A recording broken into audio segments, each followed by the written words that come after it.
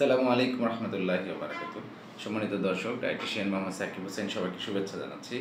আশা করি সবাই ভালো আছেন। আমিও আল্লাহর রহমতে ভালো আছি। প্রিয় দর্শক, আজকে একটা গুরুত্বপূর্ণ টপিক নিয়ে আপনাদের সামনে উপস্থিত হয়েছি। বিষয়টা হচ্ছে যে সমসাময়িক সময়ে খুব বেশি পরিলক্ষিত হচ্ছে ছোট বাচ্চাদের থেকে শুরু করে বয়স্ক মানুষ এবং যুবক বয়স সব প্রকৃতির বয়সের মানুষেরই মোটামুটি ইউরিন ইনফেকশান বা মূত্রনালীতে বিভিন্ন ইনফেকশান, যেটাকে বলে প্রদাহ বা ইউরিনারি ট্র্যাক ইনফেকশান, হ্যাঁ, ইউটিআই, এই জাতীয় প্রবলেমটা খুব বেশি পরিলক্ষিত হচ্ছে। এবং এটার পেছনে যে কারণগুলো দায়ী, আমি বলবো, আমি একজন পুষ্টিবিদ হিসেবে যে বিষয়গুলোর প্রতি নজর দেওয়া দরকার, তাহলে আমাদের এই সমস্যাটার সমাধান হবে, সে বিষয়ে কথা বলতে আসছি। প্রিয় দর্শক, আমাদের খাদ্যবস্তু যেমন খাওয়াটা গুরুত্বপূর্ণ, তেমন সেগুলো এক্সক্রিয়েট করা, শরীর থেকে নিষ্কাশন করাটাও অত্যন্ত গুরুত্বপূর্ণ। কারণ হচ্ছে আমাদের যদি নিষ্কাশনের পথে কোনো ঝামেলা থাকে, কোনো বিশৃঙ্খলা থাকে, তাহলে আমরা কোনো খাবার গ্রহণে স্বস্তি পাই না, এটা বাস্তব।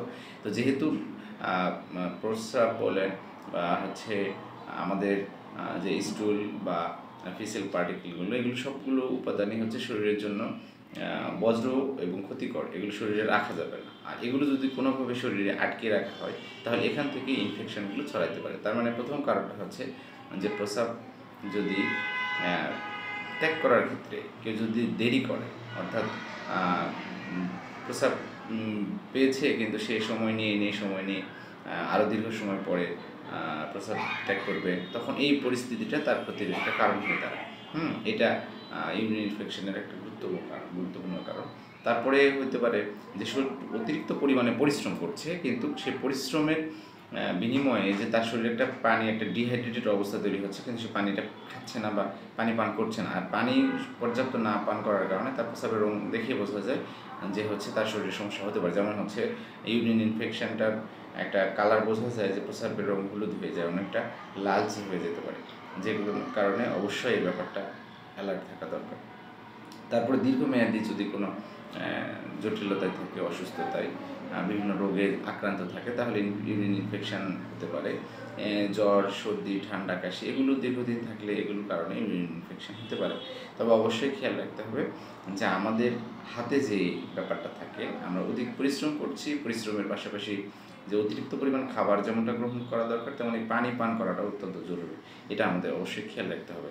তো এই ইউরিন ইনফেকশান থেকে আমাদের বাঁচতে হলে যে কাজগুলো করতে হবে, প্রথমে বিষয়টা বলে রেখেছি যে আমাদের একজন সুস্থ মানুষের জন্য পানি পান করা দরকার 4 অর্থাৎ 2.5 থেকে 3 লিটার।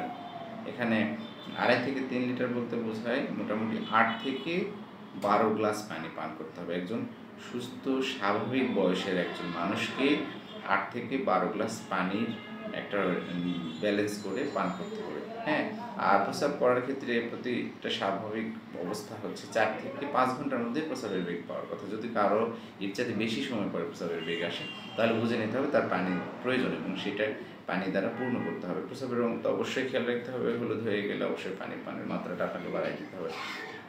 এরপরে যদি ইউরিন ইনফেকশানে প্রবলেমে ভোগেন, যদি জটিলতা তৈরি হয়, তাহলে অবশ্যই আপনাকে ভিটামিন সি জাতীয় খাবারগুলো বাড়াইতে হবে। ভিটামিন সি বলতে সাইট্রাস ফ্রুট যেগুলো আছে, যেমন হতে পারে লেবু, পেয়ারা, আমড়া, জাম্বুরা, এগুলো একটু বেশি বেশি খাওয়ার দরকার হতে পারে। কারণ ভিটামিন সি হচ্ছে ব্যাকটেরিয়াগুলো, ক্ষতিকর যে ব্যাকটেরিয়াগুলো, এগুলো প্রতিরোধে খুব সহায়ক। হ্যাঁ, এই সময় আনারস খাওয়া যেতে পারে। আনারসের যে ব্রোমেলিন এনজাইমটা আছে, এটা রোগ প্রতিরোধ করার পাশাপাশি আমাদের ক্ষতিকর ব্যাকটেরিয়াগুলো নির্মূল করার ক্ষেত্রে খুব কার্যকর। আনারসের জুস খাওয়া যেতে পারে। তারপর হচ্ছে ক্যানবেরি বা বেরির জুসও খাওয়া যেতে পারে। এগুলো খুবই উপকারী উপাদেয়। আর এই সময়টাতে প্রোবায়োটিক আইটেমটা খুব গুরুত্বপূর্ণ। প্রোবায়োটিক সমৃদ্ধ যে খাবার যদি বলি, তাহলে এটা স্বাভাবিকভাবে টক দইটাকে খুব বেশি গুরুত্ব দেওয়া হয়। যে টক দইয়ের মধ্যে যে প্রোবায়োটিকটা আছে, এটা ব্যাকটেরিয়া প্রতিরোধ করবে এবং আপনার শরীরটাকে খুব দ্রুত এই ইনফেকশানটা থেকে বের করে আনবে। তাহলে অবশ্যই যে বিষয়গুলো বললাম একটু খেয়াল রাখতে হবে, যে পর্যাপ্ত পরিমাণে পানি পান করতে হবে। তারপরে এরকম সমস্যায় আক্রান্ত হলে অবশ্যই আপনাকে ভিটামিন সি জাতীয় খাবার খাইতে হবে। আনারস বা ক্যানবেরির জুস বা ক্যানবেরি খাইতে পারেন। তারপরে হচ্ছে অবশ্যই টক দই খাওয়ার অভ্যাস করতে হবে। আরেকটা উপাদান বেশ গুরুত্বপূর্ণ, সেটা হচ্ছে যে বেকিং সোডা, এই বেকিং সোডাটা এই ইউরিন ইনফেকশনটাকে নিয়ন্ত্রণ করার ক্ষেত্রে খুব কার্যকর।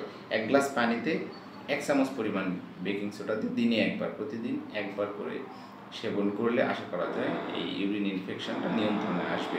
তবে হ্যাঁ, অবশ্যই এর বেশি মাত্রায় খাওয়া যাবে না, যেটা শরীরের জন্য অত্যন্ত ক্ষতিকর।